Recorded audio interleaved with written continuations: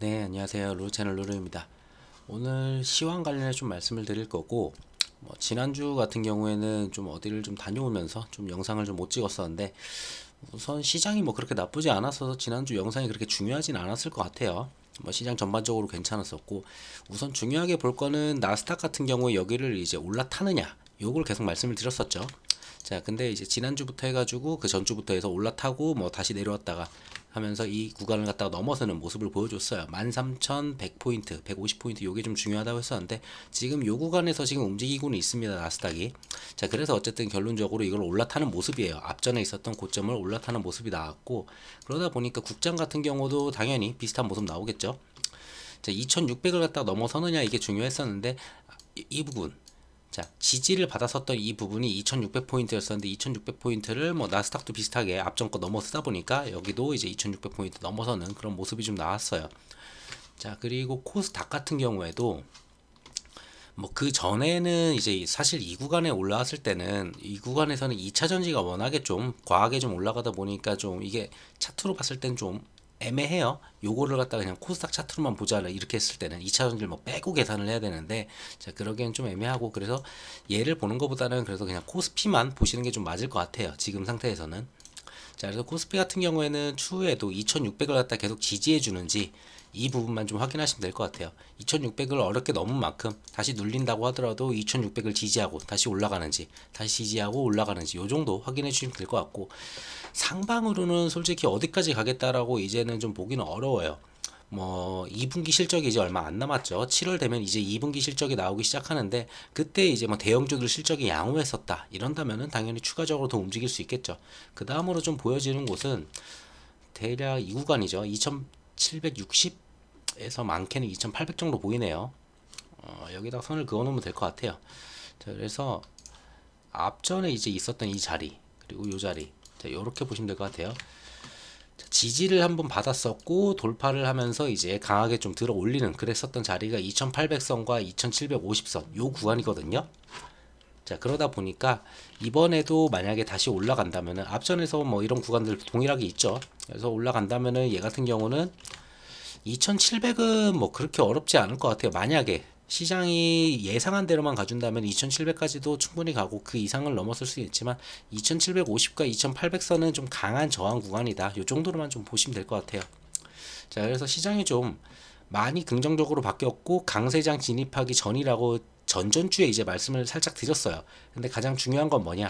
미장 같은 경우에는 나스닥에서 지금 올려주는 게 빅테크 위주로만 올려주고 있어요. 자, 이 빅테크 위주에서 시장 전체적인 섹터로 이제 전부 다 같이 올라가 줘야 된다. 요런 말씀을 드렸었고, 그런 모습이 계속 조금씩은 나오려고 하는데 추가로 더 나오는지 보셔야 돼요. 자, 국장 같은 경우도 지금 대부분이 대형주 위주의 움직임이에요. 이 대형주 위주의 움직임에서 사실 중형주 그리고 소형주 얘네들도 이제 한 번씩 올라가 주면서 좀 시장에 그 밸런스를 맞춰주는 그런 그림이 나온다면 강세장 계속 이어갈 가능성이 있습니다. 그래서 요 부분들 좀 지켜보시면 될 것 같아요.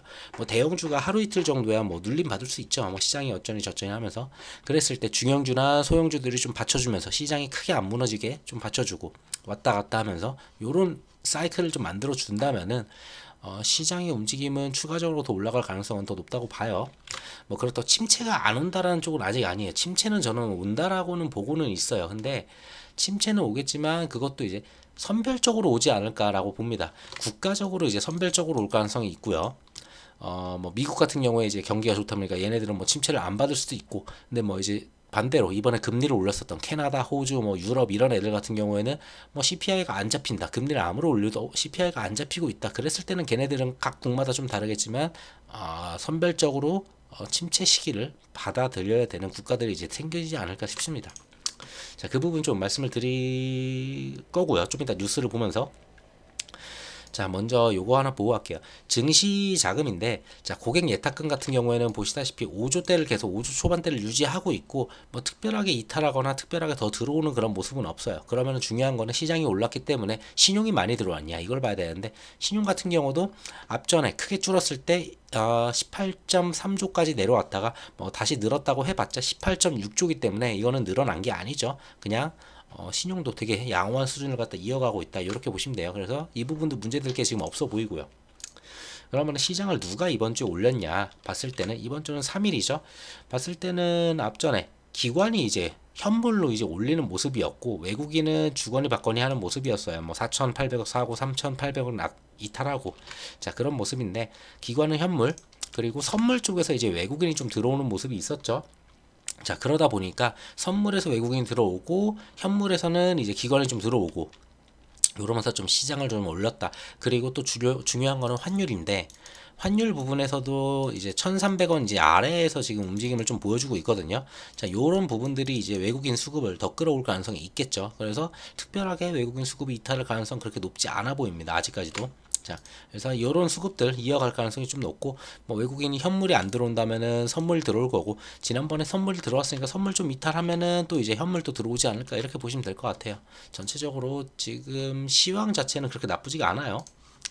자, 그래서 지난주에 굳이 만약에 뭘 봤었어야 된다라고 생각을 하면은 뭐 요 정도 하나 있었을 것 같아요. 신규 실업 청구 수당인데, 자, 요거 같은 경우는 이제 굳이 악재로 보자면은 이제 7월에 금리 인상을 할 가능성이 있다 뭐 요런 얘기들이 있어요. 근데 그거는 7월 얘기고 지금 6월에도 금리 인상을 안 하는데 7월에 한다 저는 그건 아닐 가능성이 높다고 봐요.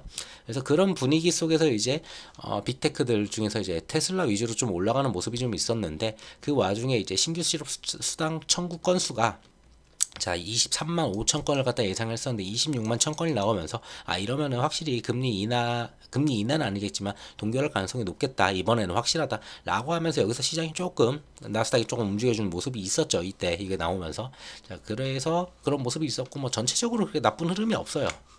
미장에서도 크게 뭔가 이렇게 하락할 그런 움직임이 크게 보여지진 않고 있습니다. 그래서 지난주에도 뭐 볼 거는 요 하나밖에 없었기 때문에 그렇게 중요하진 않았었고요. 여러분 이번 주는 좀 중요한 게 좀 많아요. 전에도 말씀드렸다시피 6월에 금리 인상을 못하는 이유가 CPI일 거라고 계속 말씀을 드려왔었어요. 자, CPI가 언제 나오냐? 화요일날 나와요. 6월 13일날 화요일날 나오게 되는데, 자, 소비자 물가지수 MOM하고 이제 뭐 YOY 이제 이렇게 나오죠. 자, 이쪽에서 좀 나오게 되고, 뭐 그런 소비자 물가부터 다 나오게 됩니다. 자, 얘네들 이제 CPI가 화요일날 저녁에 나오게 되는데, 얘네들이 FOMC보다 먼저 나오기 때문에 6월에는 금리 인상을 할 가능성이 낮다라고 계속 말씀을 드렸어요. 왜? 미국의 그 주택 렌탈료 자체가 지금 하락을 하고 있고, 이거는 이제 기저효과로 해가지고 전년도 대비했을 때 이제 하락을 할 수밖에 없어요. 이번 하반기에는. 그게 이제 지금 적용이 되는 시기고, 그리고 5월 같은 경우에는 유가가 많이 빠졌다고 말씀드렸죠. 그렇기 때문에 CPI는 무조건 강하게 내려갈 수밖에 없어요. 미국 CPI는. 자, 그 상황에서 그걸 보고 나서 바로 다음번에 금리 인상을 한다? 그거 불가능하죠. 그래서 동결 가능성이 매우 높다고 말씀드렸어요. 그래서 패드와치에서도 지금 동결 가능성 지금 높게 나타나고 있고, 뭐 시장도 거의 동결 가능성을 높게 봅니다. 자, 그래서 이거 CPI 정도만 봐주시면 되고, CPI가 뭐 0.1 차이 난다, 뭐 예상보다 뭐 얼마 차이 난다, 솔직히 이번에 그거 의미 없어 보여요. 그냥 CPI가 낮게 나올 거기 때문에 그냥 낮게 나왔구나 요 정도로 그냥 인지하면 되지, 뭐 예상보다 뭐 0.1 높니 이걸로 크게 시장이 우려스러운 그런 모습은 나오지는 않을 것 같습니다. 뭐 어마어마하게 뭐 예상치와 달리 막 0.5% 차이 이 정도를 보여주지 않는 이상 0.12% 차이는 크게 우려할 정도 아니에요. 자, 그리고 수요일 같은 경우에 뭐 굳이 더 보자면은 생산자 물가지수 요 정도 하나 있을 거고요. 자, 생산자 물가지수가 좀 내려가는 모습이 좀 나오는지 뭐 그 정도 봐주시면 되는데, 얘네들도 근데 중요한 게 크게 내린다, 크게 오른다 이게 좋은 게 하나도 없어요. 뭐 크게 내린다고 하면은 이거 쭉 가다가 뭐 침체로 가는 거 아니야 뭐 이럴 수도 있고, 반대 양날의 검이거든요 이게. 그러니까 내려가도 올라가도 이게 어떻게 해석하기에 나름에 따라서 이게 다르기 때문에, 그래서 그냥 예상치 정도만 적당히 나와주고 그냥 평이한 모습만 보여주는 게 얘네는 가장 좋아요 굳이.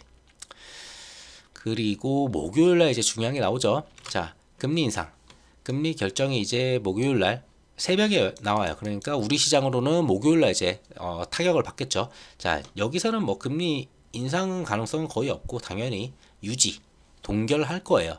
자, 중요한 거는 그러면은 7월에 올릴 거다라는 계속 썰들이 많은데, 그게 이제 FOMC 기자회견. 자, 여기서 얘기를 할 때 누르려는 움직임은 있을 수 있을 것 같아요. 동결을 해줬는데 파월 같은 경우에 이게 더 올라가면 안 되잖아요. 어쨌든 간에 한 번이라도 다시 눌러주면서 천천히 이렇게 방향을 잡아야 되니까, 이 구간에서는 분명히 파월이 뭐 추가로 인하할 가능성 올해 인하할 가능성 없다라고 당연히 얘기하겠죠. 이런 걸로 다시 눌러줄 수 있고, 그리고 7월에 인상할 가능성, 여기다 대고서 인상할 거예요라고 얘기는 안 할 것 같아요. 제가 봤을 때 이런 자리에서, 공식적인 자리에서 7월에 인상할 거라고 대놓고 얘기하지 못할 것 같고, 뭐 상황을 보면서 뭐 올라간다면은 인상을 위해서 뭐 열심히 일을 하겠다, 뭐 이 정도 얘기할 것 같고, 굳이 더 말을 한다면은 인플레 목표는 2%다. 아직 갈 길이 멀다. 뭐 한 4점 몇 퍼센트 나올 테니까, 뭐 그럴 테니까 이번에 CPI가, 자 그리고 뭐 코어 CPI 같은 경우에 내려가는 속도가 좀 느리다, 뭐 요 정도의 발언 정도가 있을 수 있겠죠. 그러면서 시장을 눌러주려는 그런 움직임이 나올 수 있어요. 자 근데 7월을 보셨을 때 7월에 이게 과연 7월부터 이제 좀 이따 말씀드리겠지만 실적들이 좀 나오거든요. 과연 이게 눌릴 수 있을까라고 봤을 때는 저는 7월에도 동결 가능성이 높다고 봐요. 그래서 7월 전에 그냥 좀 눌러주려는 요러한 스탠스의 그냥 언급들은 나올 수 있어요. 그걸로 하루 이틀 정도 눌러줄 수는 있겠다라고는 보여집니다. 그 정도 움직임이지 지금 당장에 뭐가 크게 우려되는 게 없어요. 거기다 금리를 동결한다고 했을 때는, 자, 뱅크런 사태 있었던 그 부분도 좀 많이 해소가 될 거고, 이제 그 다음부터 계속 동결로 간다면은 여러 가지가 많이 해결이 될 거예요. 시장 방향성이. 자, 그 와중에 7월부터 나오는 실적들이 괜찮게만 나와준다면은 크게 침체 없이 이거 넘어가는 거 아니야? 이런 식의 얘기들이 나올 거예요. 미국 같은 경우는 그럴 수 있어요. 침체 없이 갈 수도 있어요. 지금 봤을 때는 숫자들만 보게 되면은. 근데 나머지 애들은 좀 이따 말씀드리겠지만 안 좋은 애들은 진짜 안 좋아요. 국가마다 그런 애들은 침체를 겪겠죠. 자, 그래서 여기까지 이번 주는 좀 여러 가지를 보겠지만 CPI 크게 볼 게 없어요. CPI 당연히 낮을 거예요. 그렇다고 뭐 예상치랑 어마어마하게 달라가지고 막 이게 이슈가 된다, 그러면 문제가 되겠지만 그렇지 않다라고 봤을 때는 CPI도 크게 문제될 게 없다. 자, 금리 결정, 금리도 이거 동결이니까 이것도 문제될 게 없어요. 자, 근데 파월의 기자회견, 여기서 나오는 게 어느 정도 눌러주려는 움직임의 그 발언들이 나올 거예요. 분명히. 왜? 동결을 때려줬으니까 당연히 시장은 와 하고 환호를 할 텐데, 그 환호를 눌러주려는 어느 정도의 말은 나올 거예요. 그 정도 눌림 정도 생각하시면 될 것 같아요. 그 정도의 이번 주 움직임이 있을 것 같고, 자 그럼 패드와치를 보게 되면은 6월 같은 경우는 동결 가능성 지금 70%예요. 뭐 이미 확정이죠. 이거 더 올라갈 가능성 높아요. CPI 괜찮게 만약에 나오죠? 그러면 이거 90%까지 올라갈 거예요, 거의. 자, 그래서 그냥 동결이다 라고 생각을 하고, 시장은 이미 FMC들 동결을 반영을 하는 움직임이 나올 거고, FMC에서 반영이 안 된 움직임은 파월의 연설이다, 요 정도만 보시면 될 것 같아요. 자, 그리고 7월 같은 경우에는 인상 가능성이 계속 높다라고 뉴스에서 하도 떠들어대니까, 자, 인상 가능성이 50% 정도로 높아요. 그리고 동결 가능성이 30% 정도예요. 근데 저는 이게 더 올라갈 가능성이 더 높다고 봐요. 지금이야 여기서 왜 올라간다고 얘기하는지 솔직히 잘 모르겠어요. CPI가 뭐 6월 달에 갑자기 올라간다? 그러면은 여기서 올라갈 가능성, 그때야 올라가는 건 저 인정을 해요. 근데 6월 달, 지금 6월이잖아요. 이제 지금 6월 진행되고 있는데 유가나 뭐 렌탈료 이런 거 계속 추가적으로 더 내려갈 거거든요. 그러면은 7월에 발표하는 뭐 CPI 이런 부분들이나 모든 수치들도 당연히 내려갈 거예요. 근데 왜 금리가 더 올라간다라고 얘기를 하는지 솔직히 이거는 좀 말이 안 돼요. 넌센스예요. 그래가지고 그래서 이거는 무시하고 좀 가도 돼요. 그래서 우선은 6월 달에 동결을 할 거고, 7월 달에 아직도 동결 가능성이 더 높다라고 저는 보고 있습니다. 자, 그 정도 보시면 되고, 자, 굳이 뉴스를 좀 가져온다라면은 뭐 요 정도 있어요. 뭐 우리랑 비슷해요. 대부분 시장이 보고 있는 거는.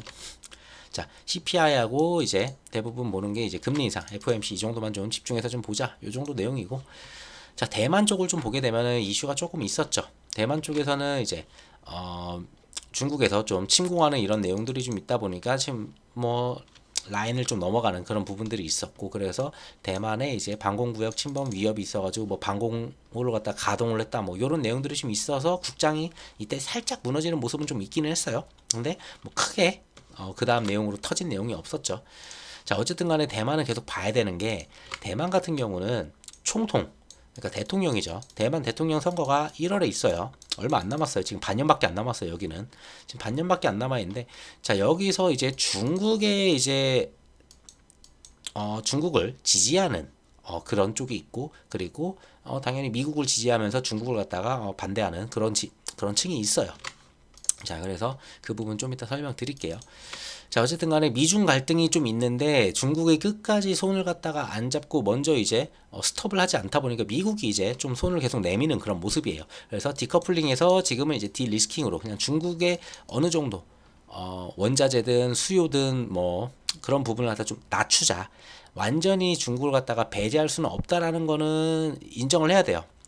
중국을 완전히 배제하면서 갈 수는 없어요. 전 세계 모든 국가들이. 결국은 중국에 대해서 이제 중국이 흔들 수 있는 정도가 너무 높다 보니까, 중국 의존도가 다들 높다 보니까 중국을 어느 정도 의존도를 낮춰가지고 디리스킹으로 하자. 약간 요런 쪽입니다. 미국도 중국을 아예 완전히 배제해서 갈 수는 없는 위치예요. 그러다 보니까 중국에 결국은 손을 내미는 미국이고, 결국은 전에 이제 그 풍선 있었죠. 그 미국에 떠다니던 그 풍선을 이제 막 터트리고 이랬을 때, 그때 원래 블링컨이 이제 중국을 갖다 방중하려는 그런 위치였었는데, 그때 이제 뭐 풍선이 날아다닌다고 하면서 자 이걸 터트리고서 이제 방중을 취소하게 됐어요. 연기를 했었죠.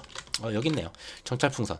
자 이때 연기를 했었는데 미국이 이제 좀 손을 대려고 하다 보니까 어쩔 수 없이 아무래도 이제 블링컨이 지금 18일 날 이제 중국을 방문할 수도 있다, 이런 내용들이 좀 오고 가고 있습니다. 근데 전에도 이제 블링컨이 갈까 했을 때 중국이 헛소리하지 말라 이런 식이었기 때문에, 이번에는 미국 관계자가 이제 블링컨이 방중할 수 있다고 얘기를 하는데, 여기에 대해서 중국의 입장이 아직 크게 안 나왔어요. 지난번처럼 뭐 얘네들이 온다고 이거 헛소리 한다 이런 식으로 나오면은 뭐 방중이 또 취소될 수 있겠죠. 근데 중국이 이걸 좀 받아들이고 블링컨 오는 걸 오케이 한다, 그랬을 때는 미중 갈등이 일시적으로는 좀 해소가 되는 모습이 나올 거예요. 자, 미중 갈등 어느 정도 해소되는 모습이 조금 나올 수 있고, 그러면서 미국이 가가지고 좀 좋은 얘기 해주겠죠. 뭐 하나의 중국은 뭐 끝까지 지지한다, 뭐 이런 얘기 한마디 해주면은 또 오케이 하겠죠. 그러면서 또 괜찮은 움직임 나올 수는 있습니다.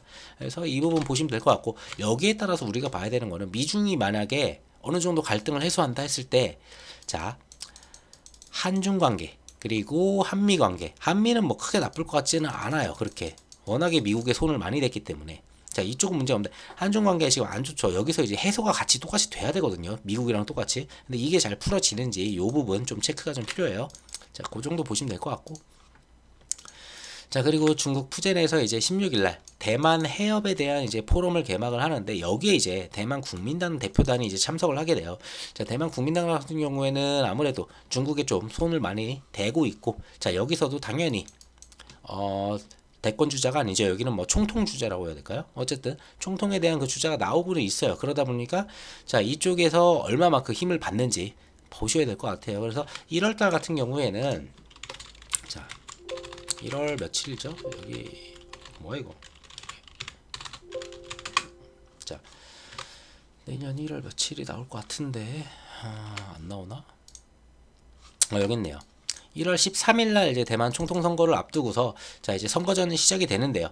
자 하나의 중국을 원칙으로 내세우는, 자 이제 중국 쪽과 이제 당연히 충돌이 있을 거예요. 그게 이제 당이 이제 두 개인데, 자 어느 쪽이 이제 손을 대느냐에 따라서 내년 1월부터는 확실히 방향이 많이 크게 바뀔 거예요. 대만 쪽에서 만약에 집권당이 아니고 아까 보셨던 국민당 이쪽에서 만약에 나온다, 총통이, 그랬을 때는 좀 방향이 많이 바뀌어요. 중국 대만이 그냥 손을 잡을 가능성이 매우 높아지고, 그럼 미국의 위치가 굉장히 애매해지고, 일본의 위치도 애매해지고, 여기저기 예상했었던 게 확 달라지기 때문에, 자 그런 부분들을 좀 보시면서 이제 이 부분이 이제 내년 1월에 방향성을 완전히 바꿔줄 거다, 이렇게 좀 보시면 될 것 같습니다. 자 그 정도 내용들이 있었고, 대만 쪽 이슈는 계속 있습니다. 자 그리고 우크라이나 쪽 이슈는 댐 폭파가 있었죠. 자 댐 폭파는 이제 누구의 소행이냐 뭐 이거 싸우고 있는데, 솔직히 이거 누구의 소행이 중요한 게 아니에요. 중요한 거는 이 댐이 무너지면서 곡물 쪽이 지금 가격이 올라가는 게 문제죠. 자 우크라이나 댐에 이어서 러시아 비료 수송관까지 이제 파괴를 했어요. 자 요게 이제 두 개가 터지면서 세계 곡물 수급의 이제 먹구름이다. 사실 우크라이나가 이제 밀 곡창지잖아요. 자 그런 부분들이 있고, 거기서 나오는 것들에 따라서 이제 곡물 때문에 곡물 가격이 굉장히 올라갔고, 이것 때문에 인플레이션이 또 올라갔어요. 어쩔 수 없이. 그게 결국은 CPI로 이어지고 결국은 상품 가격으로 또 이어집니다. 자 근데 요런 게 이제 또 터지게 된다라면은 이 CPI를 다시 또 올려주는 그런 모습이 나오지 않을까 걱정이 되는, 요걸 보셔야 되는 거예요. 그래서 얘네들은 전쟁을 계속 할 거예요. 전쟁 계속 하기 때문에 뭐 전쟁이 끝나면 좋겠죠. 끝나면 당연히 그거는 이제 호재로 받아들이는데, 지금 당장 끝날 가능성 없으니까 얘네들이 싸우면서 뭐 원전이 터진다거나 뭐 댐이 터져가지고 뭐 곡물 가격을, 요게 이제 세계 시장에 타격을 주기 때문에 요 부분 좀 보시면 될 것 같아요. 자 그렇고 뭐 젤렌스키는 뭐 러시아에 대한 반격 작전을 갖다 진행 중이다 얘기하는 거 보면은 계속 전쟁은 쭉 더 갈 것 같습니다. 그래서 이 부분이 중요한 건 아니에요. 얘네들이 전쟁을 하건 말건 우리는 상관이 없고, 이 안에서 원전이 터져가지고 뭐가 문제가 된다거나 곡물 가격이 더 올라간다거나 요것만 보시면 돼요. 그냥 자 그렇게 보시면 되고, 자 금리 인상에서도 그 각 국마다 좀 다르게 움직일 거다. 그리고 CPI도 다르게 움직일 거다. 침체도 다르게 움직일 거다라고 말씀을 드렸어요. 자 보시면은 미국은 동결하려고 하는데 호주, 캐나다는 금리 인상을 했어요. 자, 안 올리던 애들이 좀 쉬어가나 싶었던 애들, 동결을 하나 했던 애들이 갑자기 올리니까 깜짝이라고 표시는 했지만 어쨌든 금리 인상을 했습니다. 자, 캐나다 같은 경우에는 CPI가 잡히지 않아서 꾸준히 올라가고 있는 상황이니까 금리 인상할 수밖에 없어요. 미국을 아무리 따라가려고 하더라도 캐나다는 좀 다른 내용이에요. 자, 호주 같은 경우에는 CPI가 좀 내려오는 듯 하더니만 다시 반등을 하기 시작을 했어요. 그러다 보니까 호주 같은 경우에도 금리 인상을 다시 진행하는 모습이에요. 자, 요렇듯 CPI에 따라서 결국은 금리 인상을 갖다 각 국마다 다르게 할 거고, 그 타격은 결국은 경기 침체로 이어지게 될 거예요. 자, 그래서 각 국마다 다른 움직임이고, 그렇다면 미국 같은 경우에는 꾸준히 CPI가 내려오고 있고 이번에 더 내려갈 거기 때문에 금리 동결을 할 수 있는 거예요, 미국은. 자, 그래서 얘네는 뭐 올렸다, 얘네는 안 올렸다, 우리는 그럼 어떡할까, 이런 걸 다 보셔야 되는데, 결국은 침체가 세계적인 침체로도 갈 수는 있어요. 만약에 미국이 침체로 간다 라고 했을 땐 세계적인 침체로 갈 거예요. 그건 맞아요. 미국은 세계 중심에 있으니까. 근데 미국이 만약에 침체로 가지 않고 동결로 이어지면서 어느 정도 침체를 갖다 해소하면서 얕은 침체 아니면은 침체를 갖다가 없이 이렇게 좀 빠져나간다, 미국이. 자, 그랬을 때는 세계적인 침체로 이어지진 않아요. 그때부터는 각 국마다 니네 이 금리를 갖다 버틸 수 있느냐, 이 금리를 버텨내면서 기업들이 살아남을 수 있느냐, 그러하면서 이제 각 국마다 다른 침체를 갖다 보여줄 거예요. 자, 그렇게 해석을 하시면 될 것 같아요. 그래서 그렇다고 미국의 차례냐, 이거 아니에요. 그래서 아니라고 계속 말씀드리는 거예요. 얘네들이 올리는 이유를 알아야 돼요. 얘네들이 올리는 이유는 CPI가 안 잡히니까, 갑자기 반등 나오니까 CPI에서, 아니면은 CPI가 계속 내려가야 되는데 꾸준히 올라가니까. 유럽도 꾸준히 올라가죠.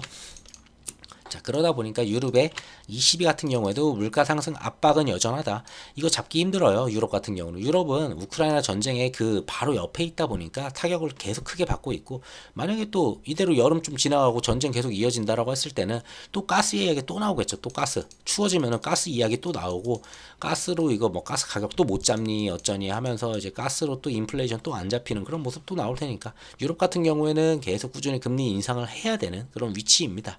그래서 다음 달에 뭐 15일 날 통화정책 회의에서 0.25% 이거 관측이 좀 보인다 라고 하는데, 이거는 유럽 얘기예요.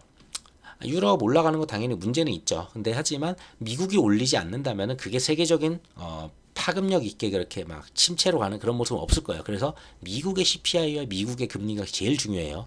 걔네들이 안 올린다라고 했을 때 나머지 애들 한두 번 더 올리는 거, 그거는 크게 상관이 없어요.